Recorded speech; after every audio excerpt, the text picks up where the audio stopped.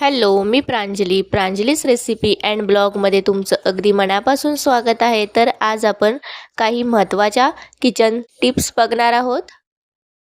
Smart गृहिणींसाठी काही smart महत्त्वाच्या kitchen tips सगळ्यांना माहितीच असल्या पाहिजे, म्हणजे आपली कामं सुद्धा पटापट होणार. Tips number 1. कोणत्याही पदार्थात लसूण पेस्ट घालण्यापेक्षा लसूण ठेचून घाला, त्या पदार्थाला टेस्ट चांगली लागते. Tips number 2. उकडीचे मोदक करण्यासाठी नवीन तांदूळ वापरा. नवीन तांदळाला चिकटपणा चांगला असतो, त्या पिठाला चांगली उकड येते.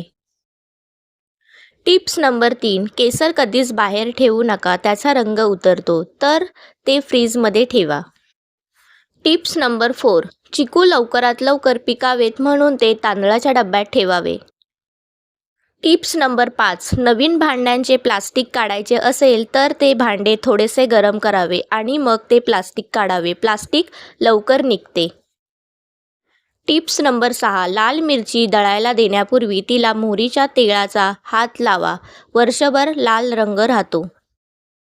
Tips number 7. पुरण शिजवताना डाळीबरोबर 1 चिमूटभर तांदूळ घालावेत, म्हणजे पुरण चांगले घट्ट होते. Tips number 8. मेथी न भिजवता मेथीचे लाडू करायचे असल्यास मेथी चांगली भाजून घेऊन पावडर तयार करून रव्याबरोबर लाडू करावेत. Tips number 9. कोणत्याही प्रकारचे भजी करायचे असतील आणि भजी कुरकुरीत हवे असतील तर त्यामध्ये थोडेसे तांदळाचे पीठ मिक्स करावे.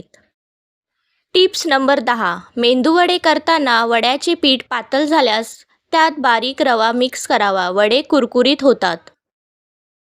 Tips number 11. ताक आंबट होऊ नये म्हणून त्यात भरपूर पाणी घालून ठेवावे. वाढायच्या वेळेस वरचे पाणी ओतून घ्यावे, ताक आंबट होणार नाही.